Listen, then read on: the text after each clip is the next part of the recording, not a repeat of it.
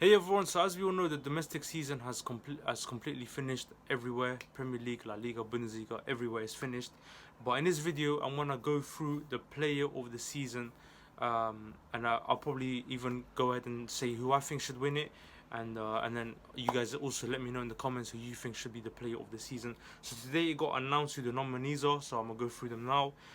So I just got my laptop here. So these are some of the nominees. First of all, Ruben Diaz.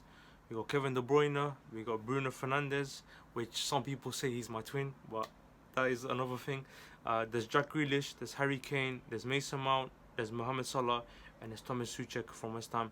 So lots of great candidates, lots of great nominees.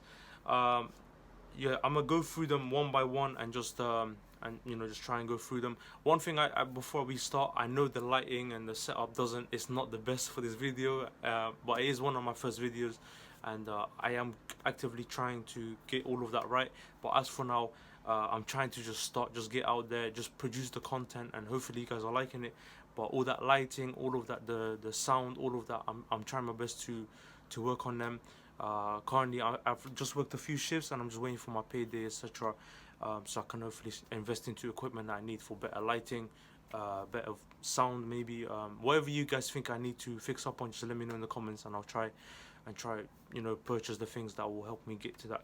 But as for now, we'll use the resources that we have. So first of all, let's go through the nominees. So Ruben Diaz, personally, I think I'll actually personally say, even though I love Mason Mount as a Chelsea player and there's many great players on there, I honestly think Ruben Diaz is probably okay. I'll say he's up there. Like he's definitely, I would say definitely top three to win it. Um, why? Well, let's have a look at this. So like last season, obviously Liverpool. When I say last season, I'm not talking about the season that just went, but the one before, the 2019-20 season. It was a big season, and Liverpool won that title comfortably. Like really, obviously after the lockdown and everything, after all of that mess, but they won it very comfortably, and a lot of people were shocked, especially with City, because normally City are up like really close, but last season Liverpool really did run away with it quite early, and they finished the job quite early after lockdown. Um, but a lot of people were talking about City's defense because obviously City have amazing attackers. We all know that. Raheem Sterling, at the time Aguero, Gabriel Jesus, Mahrez, many others as well. Gundogan could play there, but obviously De Bruyne. How am I forgetting that? But the main thing was the defense last season, and Ruben Diaz has just come in, just like similar to like what Van Dijk was to Liverpool a few years ago, and Alisson, where they just come in. Everyone knew what the weaknesses were. It was the defense. Get that centre back bank finished, and now all of a sudden Liverpool won the league comfortably with that signing. Won the Champions League the season before that. And I feel like Ruben Diaz has had that same impact on Man City this season. Like if all you have to do is look at the clean sheets. I think Edison won the Golden Glove as well, meaning like the most clean sheets in the league. And I think Ruben Diaz and John Stones is another one. He was another player like that made a really good comeback as well this season. And yeah, I feel like Ruben Diaz though, because he's like the one that really kept playing regularly. City do rotate their squad a lot, but I think Ruben Diaz was the mainstay. Obviously, you get some games where he got a rest, but for the most part, the big games, everything, he was always there. Um, so I would actually, yeah, I'll definitely put him right up there. If not, I think he should win it.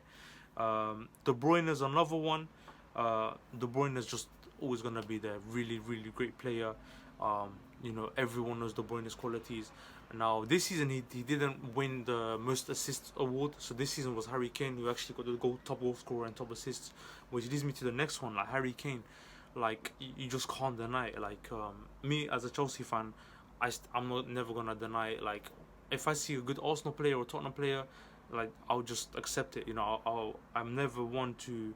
I can never understand those fans that are like I'm all for being loyal to your team. Like for me, Chelsea, but I can't be deluded and say no, Kane's not a good player. That's just impossible. I'm actually a huge fan of Kane, and someone that's also trying to go pro in football myself, I actually study a lot of Harry Kane myself and Son as well. But yeah, I would say Harry Kane has to be also up there, right up there, top three again. if it's not him, I mean, if he's not gonna be up there, then he should be the one that wins it. Um, if that makes any sense, but you get my point. So like being the top scorer of the league, uh, top assist maker, and I could be wrong, but I think there was a period as well where yeah, like he did pick up a few injuries as well during the season, and to still be the top scorer and be the top assist maker, just amazing. So Harry Kane again, he has to be right up there. Um, Bruno Fernandes, another one. He's a proper consistent player, as I would know because in fantasy football a lot of guys had him, and the only reason I didn't get him is because everyone else had him. So like the points I would get from him, I'm not gaining on anyone else, but that was still a big mistake because everyone gained on me while I kept losing points because I didn't have him. But like every week, it felt like he got goal and assist, goal and assist, goal and assist. Obviously, it didn't happen every single week, but he was a really consistent player. And I feel like again, just like Ruben Dias at City, I think like Bruno has had a huge impact on Man United. I know they were still far off from winning the league, but at the start of the season, or actually not the start, but like midway through the season, United were looking really close, and I think he had a huge part in that. So I would again, Bruno is right up there. I would definitely say again, for me, if I had to pick myself, my top three, I would say Ruben Dias, Harry Kane, and Bruno Fernandes should be the top three players. Okay, next, and by the way, I'm leaving my favorite one for last, but you'll see at the end. But next is Thomas Souček from West Ham. Again, another one from Thomas Souček. What I really remember is the start of 2021 when he was really doing well. I remember like Everton away. I remember those types of games. I remember like Fulham away. He got a very unlucky red card, which I never think was a red card. And yeah, I just think again he's another one that, West Ham did really well this season. Even at points looking like they're gonna get to the top four, aka qualify for the Champions League. And again, he had a huge part. To be honest, West Ham had a lot of good players this season when Lingard came in, Declan Rice, but he's always consistent. So I feel like he's another one that definitely has earned the right to be a nominee in this season's team of the season. I mean, to win the Player of the Season award. Next, Jack Grealish from Aston Villa, another one, very consistent performer, rarely has a bad game from what I see. Again, another top Villa player. I think Villa have some very good players like Anwar El Ghazi. I think El Ghazi is like a very underrated player that hardly anyone talks about, but I think he's a top player. He scored 10 league goals as well. And obviously Ollie Watkins, the goalkeeper Emiliano Martinez, who actually wouldn't have been surprised if he was up in here as well as part of the nominees. And then Mo Salah next. So again, Mo Salah very unlucky not to win the Golden Boot, literally by one goal, and that goal was scored in like the final day of the season by Harry Kane against Leicester to do Chelsea a favour in the top four race, which at the end it didn't even matter because we won the Champions League anyway. But then again, you can probably say that because of that, it gave us less pressure in the final. But again, it's a final, so I'm just contradicting myself. But yeah, Salah again, another top performer, which I don't even think this was his best Premier League season, and he still was right up there, literally one goal away from winning the Golden Boot. And Liverpool at the end of the day, I know they had a hot season, but they still finished third, which without Van Dijk. And that's not the only player. Like the amount of injuries that they had, Thiago, I think he was missing a lot at the start of the season. I think Robbo, Trent, a lot of these players got injured. But like Salah, I think he was there for most of it. That's why he got those goals, got some assists, and here he is again. With a chance to become player of the season. Now, for me, my favourite, last but not least, Mason Mount. Obviously, for me personally, as a Chelsea fan, this is the one. I would love to see him win it. Honestly, I'd love to see him win it. I feel like he again, for no reason whatsoever, with just Twitter and a lot of people that don't understand football, with a lot of unfair criticism. I'll be honest though, I don't really think people actually even mean it. I think people don't even watch the game, but because it's the cool thing to do, because of this Lampard son thing, people just like to throw stick at him, just like people did with Lampard in his early years. But just like Lampard did, Mason Mount is proving these people wrong. Again, there's nothing to prove them. There's no proving wrong anyway. I think, like I said, I think people don't even think he's a bad player. I think they just don't watch it. Maybe they think of the FIFA rating, or I don't know. I don't know what it is, but they just talk. If you actually watch football, you'll understand. Like Mason Mount is a baller, and like he has he absolutely has earned the right to be right up here. And again, watch his game against City in the final. Watch all the games this season that he's played in. Again, he's one of those that rarely has a bad game. And anyone that tells you different just doesn't watch Chelsea. Um, so I rate Mason Mount very highly. Um, and yeah, I'll definitely 100% put him right up there. But to give my honest, like real honest, like pick, I'm gonna be honest. I think Ruben Diaz has to.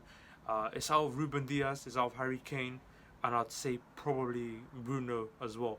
I'd definitely put them up there just because I'm really specifically thinking about their impact on their teams, and I know Grealish is another one that has that impact on his team, and Salah and everyone up there.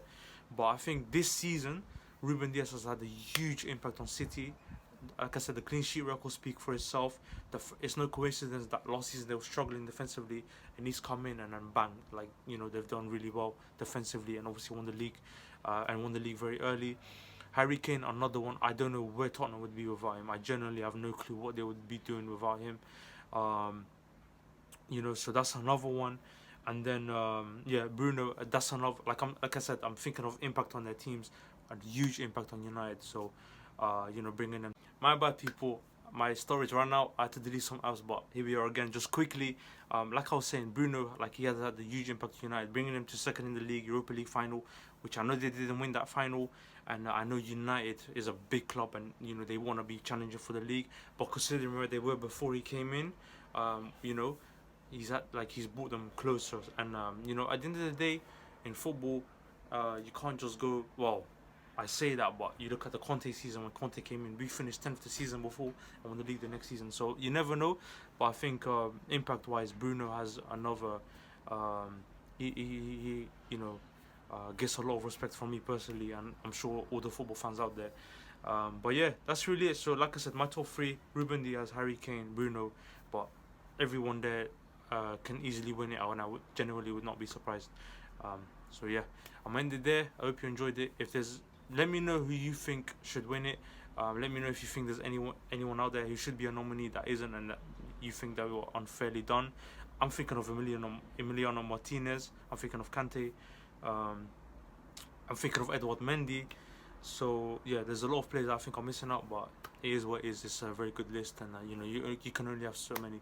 So yeah, I'm ending here. Let me know who you think should win it, and let me know what type of content you want to see, and I'll try and get that done. I'll see you guys soon. Take care, guys.